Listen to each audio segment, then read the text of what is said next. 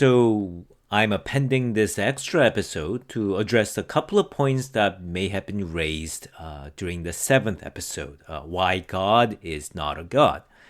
Now, I couldn't include these because the episode's already longer than I would like it to be, and it would kind of break the flow. And for the same reason, I'm moving one section that was originally in that episode, the 7th episode, to here. So the first question might be that if ancient Israelites weren't properly monotheists, that is, if they didn't quite believe that there was only one true God, would that mean that they were, and maybe everyone was, originally polytheists, believed in many gods?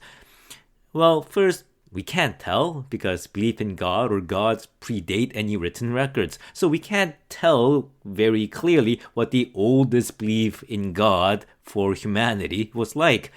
Second, polytheism is actually also very complex. You have to divide the world and domains and assign them to proper gods and goddesses, compose stories about each of them, which will attribute particular kind of person and character to them.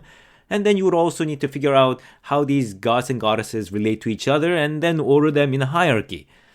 A simpler idea of God would be a more undefined idea of deity. And remember, you would believe, as do people who believe in God today, that this deity is present in your life and you're interacting with that deity at all times. And logically speaking, you could go straight from this simple idea of the deity to the idea of God with a capital G that monotheists today have.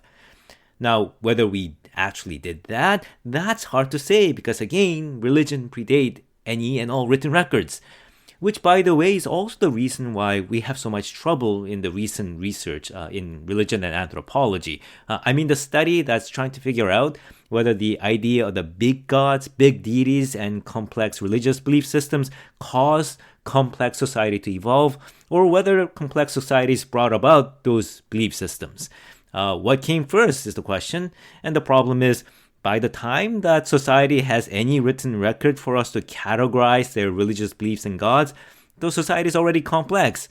And most societies that have writing have beliefs in those big gods already, so we can't tell. Anyway, the other point is that many ancient cultures had a belief in the first creator deity. The people around ancient Israel did, especially with the creator deity El being quite similar to the Jewish God, except for being male deity that marries the female deity and fathering the children deities. But clearly, such creator deity is somewhat different from other deities. And the Jews and the Christians carry that insight to its furthest logical conclusion. A second point that may be raised during my episode would be that it may have given an impression that the Israelites and later the Christians kind of just thought their way into the idea of God with a capital G, a God who is not a God. And that's not quite right. Obviously, thinking and reasoning and even learning and dialoguing with other peoples were definitely part of the process.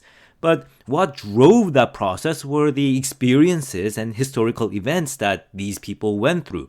And what they believe, and what we Christians obviously still hold, is that these events were brought on by God. Well, strictly speaking, in the Christian worldview, thinking and reasoning that arrive at the truth is also something that God brings about from within a person. So anyway, to some, the process in which the Jews and the Christians transformed their idea of God would be understood by those same Jews and the Christians that as God himself teaching them through many different and appropriate ways. And the third point that may have been raised, and this is the one where I'm moving a section from the 7th episode to here, and it's this.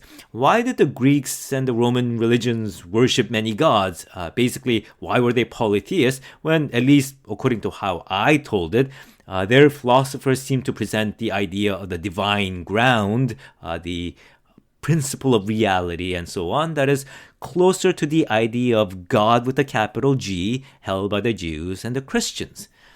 And my response would be, well, first, neither their religious beliefs nor their philosophical position, I'm talking about the Greeks and the Romans, but I mean, even in general, none of them can be summed up very simply.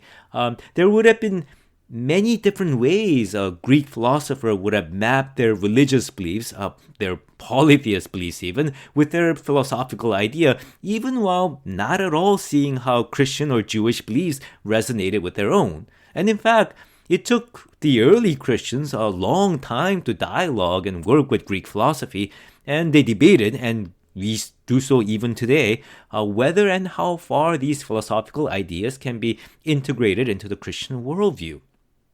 Also, I would point out further that both religion and philosophical reasoning that frames and rationally organized religious beliefs are always evolving, religious evolving, and philosophy is evolving, for the lack of better words.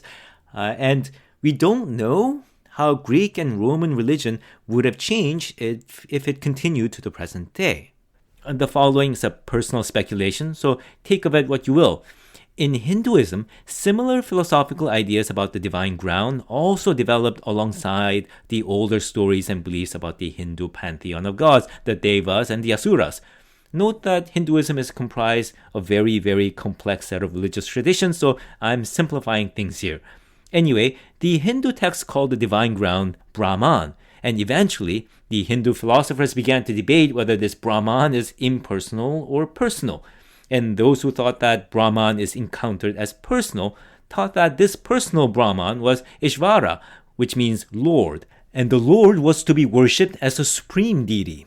And a few of the gods of older Hindu stories and traditions are identified as Ishvara, the most notable being Vishnu or Shiva, with all the other gods being created by the supreme deity or considered as lesser manifestations of Brahman. I bring this up because I suspect that Greek and Roman religion was being pushed in a similar direction by Greek philosophy when Christianity arrived. But what happened was that Christians identified this direction of thinking with their idea of God first, and eventually the heirs of Greek philosophy became the Christians, or more accurately, those who believed in the transformed idea of God, which were the Jews, Christians, and later the Muslims. I think that about covered the more immediate side questions that I can think of. Again, please join me for the next episode, Why Sin Matters. Yeah, I haven't quite decided on the final title yet. But the Christian idea of sin really is very interesting. And it's really tragic that most people today have negative association with the idea, with judgmental and moralizing religious people. And that really misses out a lot. But that's for the next episode. So, I hope you will join me then. I will be waiting, well, you know.